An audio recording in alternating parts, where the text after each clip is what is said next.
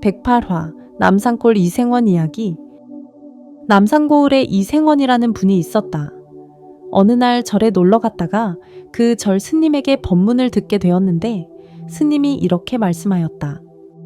사람이 평소 술을 마시다가 죽어 저승에 가면 혼미주라는 술을 주는데 그 술을 마시면 이승에서 했던 일은 모조리 잊어버리고 새로 태어나서 하는 일만 알게 된다.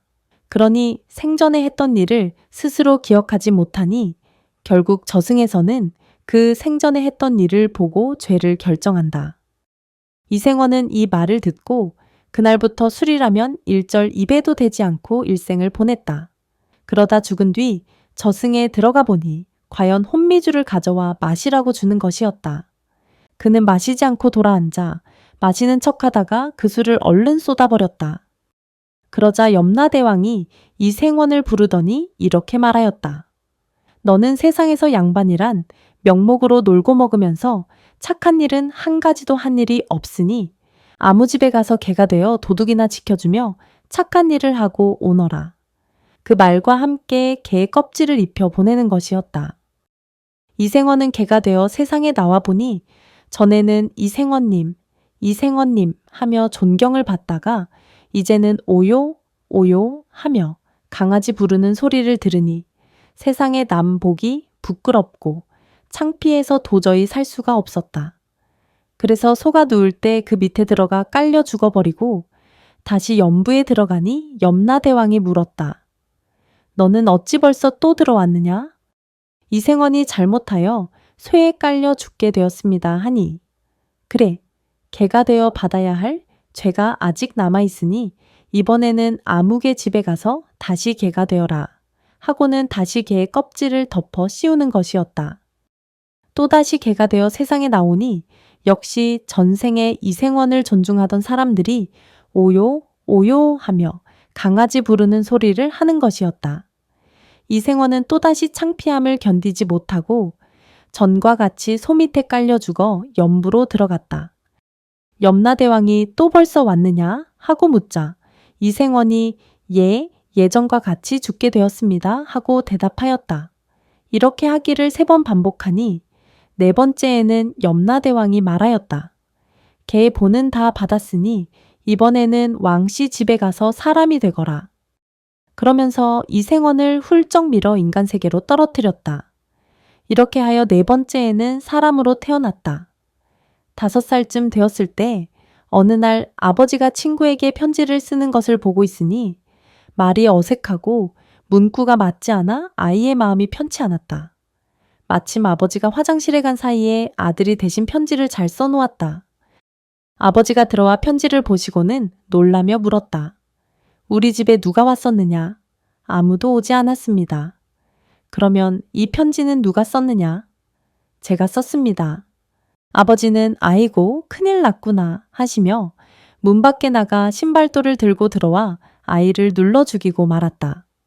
왜냐하면 조선시대에는 상민 집에서 인물이 나면 역적으로 몰려 삼족이 멸망당하는 일이 있었기 때문에 그 화를 미리 막고자 그렇게 한 것이었다.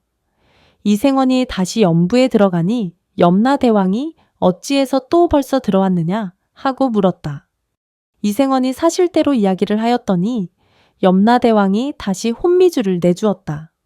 그러나 이생원은 그 술을 받아 돌아앉아 또 마시는 척하고 쏟아버렸다.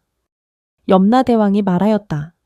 이번에는 김씨 집에 가서 사람이 되거라 하면서 또 떠밀어 인간세계로 떨어뜨렸다. 그 후 사람으로 태어난 이생원은 전생의 일을 기억하고 있었으나 전혀 아는 체하지 않고 7살이 되도록 말도 하지 않고 지냈다. 온 집안 식구들이 이 아이는 됨됨이는 좋은데 말을 못하는 병신이니 공부도 시키지 못하고 이 일을 어찌하면 좋을까 하며 걱정하였다. 그러자 이생원이 입을 열어 말하였다. 저를 죽이지 않겠다고 약속해 주시면 말씀드리겠습니다. 모두 깜짝 놀래며 네가 말을 할 줄 알면서 왜 지금껏 말을 하지 않고 병신 행세를 했느냐 하고 묻자 이생원은 전생부터 지금까지의 일을 소상히 이야기하였다. 그러자 아버지가 말하였다. 우리 집은 양반 집안이라 인물이 나도 죽이지 않는다. 그러니 지나간 이야기는 다시 말하지 말아라. 그리하여 이생원은 그날부터 김씨 집 아들이 되어 살았다. 공부는 이미 다 아는 것이었으므로 겉으로만 서당에 다니는 형식을 취하고 속으로는 의술과 풍수를 연구하였다. 김진사는 일찍이 과거에 급제하여 사방을 돌아다니며 풍류객으로 지내면서 전생의 묵은 빚을 갚기 위해 털끝만한 착한 일이라도 빠뜨리지 않고 힘써 행하였다. 그래서 사람들 사이에서는 돈 잘 쓰는 김진사라는 소문이 자자하였다. 그때 박문수라는 어사가 김진사의 행실을 살피기 위해 과객으로 행세하며 김진사 집을 찾아가 인사를 드렸다. 소인이 정처 없이 떠돌다 보니 매우 피곤합니다. 진사님 댁에서 며칠 쉬어가도 되겠습니까? 하니 김진사는 그러라고 허락하였다. 박어사가 김진사 집에서 사흘 동안 쉬고 있는데 어느 날 김진사가 말했다. 내가 오늘 여행을 떠날 생각인데 자네도 함께 갈 수 있겠는가? 마침 김진사의 뒤를 조사하려던 참이라 박문수는 속으로 잘 되었다 생각하며 예, 그러겠습니다 하고 대답하였다. 그러면 이 보따리나 짊어지고 나를 따라오게 하고는 길을 재촉하였다.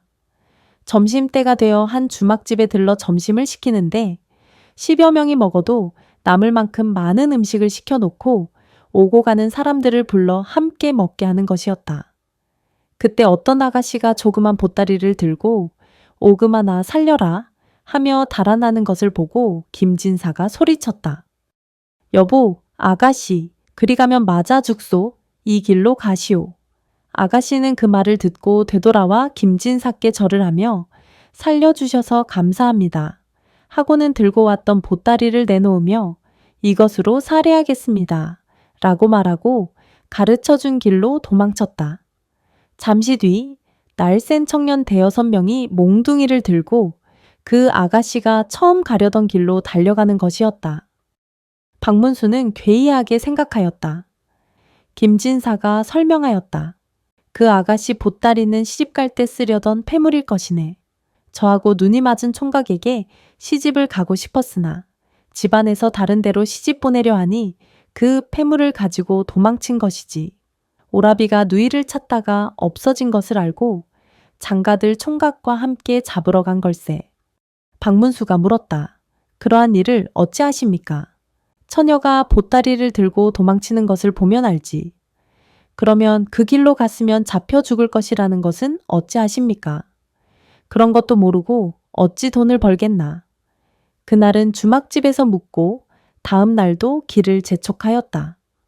얼마쯤 가다 보니 부잣집 상여가 지나가는 것이 보여 김진사는 상여 뒤를 따라 장지에까지 갔다. 하관하려는 것을 보고 말했다. 잠깐만 기다리시오. 이 터는 패망지인이 묘를 쓰면 안 됩니다. 그러자 장지를 정한 직관이 앞으로 나서며 말하였다. 네가 무엇을 안다고 이 자리가 패망지라고 하느냐 하고 달려들자 김진사는 대답하였다. 그 증거를 너에게 보여주겠으니 이것을 보라. 하면서 상주가 짚고 있던 지팡이로 하관 자리를 콕콕 찔렀더니 그만 구멍이 펑펑 뚫려버렸다. 자, 이래도 이 자리에 묘를 쓸 수 있겠느냐 하니 직관은 걸음 하나 살려라 하고 달아나 버렸다. 상주들이 김진사를 붙들고 선생님, 선친의 장례를 모실 자리를 정해 주십시오 하며 애원하니 그 자리에서 멀지 않은 길지를 정해주어 그곳에 장례를 치르게 하였다.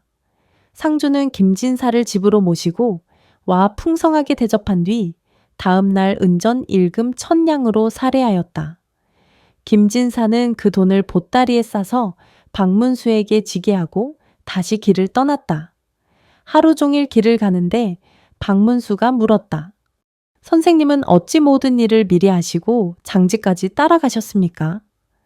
그런 것도 알지 못하고 어찌 중생을 구제하겠는가? 그러면 미리 아는 방법이라도 있습니까? 아는 방법이 있지. 그 방법은 어떤 것입니까? 그러자 김진사가 말했다. 내가 지나온 옛날 이야기를 하나 하지.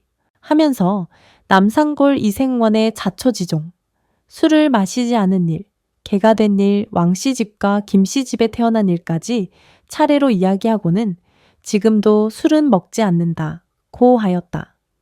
그리고 이것이 곧 미리 잘하는 방법이라고 덧붙였다. 박문수가 또 물었다. 그러면 지금은 또 어디로 가십니까? 그것은 가다 보면 알게 될 걸세. 하고는 어느 큰 마을의 부잣집을 향해 들어갔다. 그 집에는 잔치가 벌어지고 있어 사람들이 수없이 드나들고 있었다. 김진사는 집주인에게 인사하고 말했다. 이 집에 환자가 있다고 하여 찾아왔는데 환자를 볼 수 있겠습니까? 주인이 대답하였다. 의사라는 의사는 다 불러다가 보게 했습니다만 우리 아이는 이제 죽을 것 같습니다. 선생님께서 우리 아이를 살려만 주신다면 백골 난망이겠습니다. 이렇게 정중히 맞아 환자에게 인도하니 김진사는 환자를 보더니 생강석량을 다려 먹이라고 하였다. 주인이 반문하였다. 그보다 더 귀한 인삼과 녹용을 써도 고치지 못하였는데 생강석량으로 어떻게 병을 고칠 수 있겠습니까? 그러자 김진사는 말하였다. 무슨 병인지도 알지 못하면서 인삼 녹용부터 쓰는 것은 한강에 돌을 던지는 것과 같소. 부자가 다시 묻자. 그러면 우리 아이는 무슨 병이기에 생강을 써야 합니까? 김진사가 대답하였다.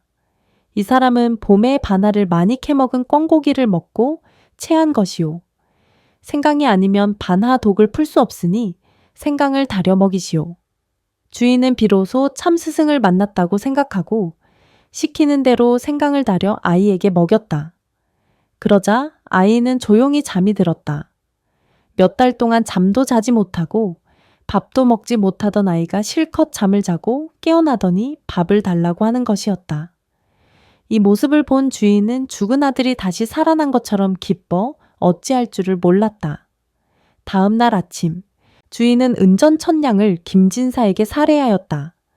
김진사는 그 돈을 다시 박문수에게 짊어지게 하고 길을 떠났다. 그날도 종일토록 길을 재촉하더니 밤중이 되어서도 박문수에게 돈짐을 지고 자신을 따라오라고 하였다.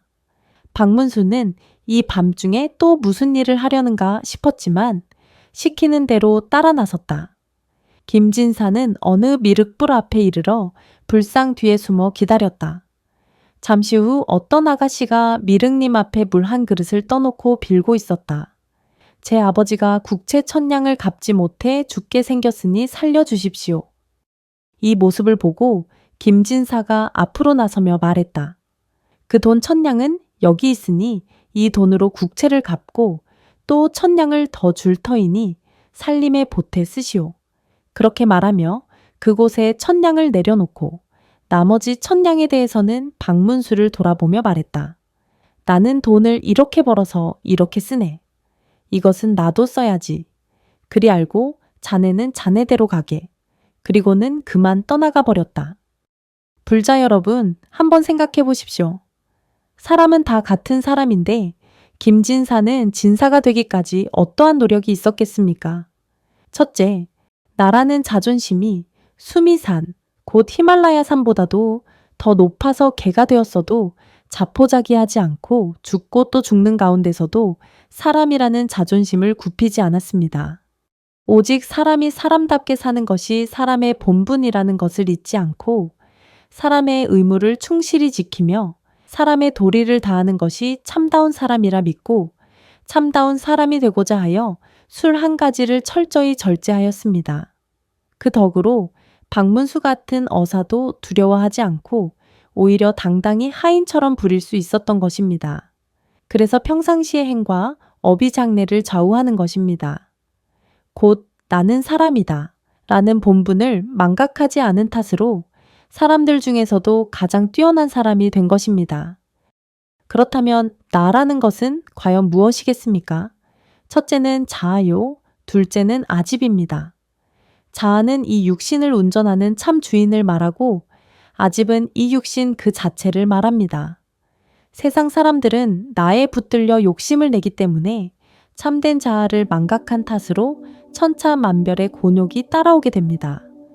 이 사실이 바로 자비의 서광에 자세히 기록되어 있습니다.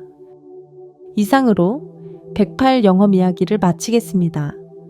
그동안 시청해 주셔서 감사합니다.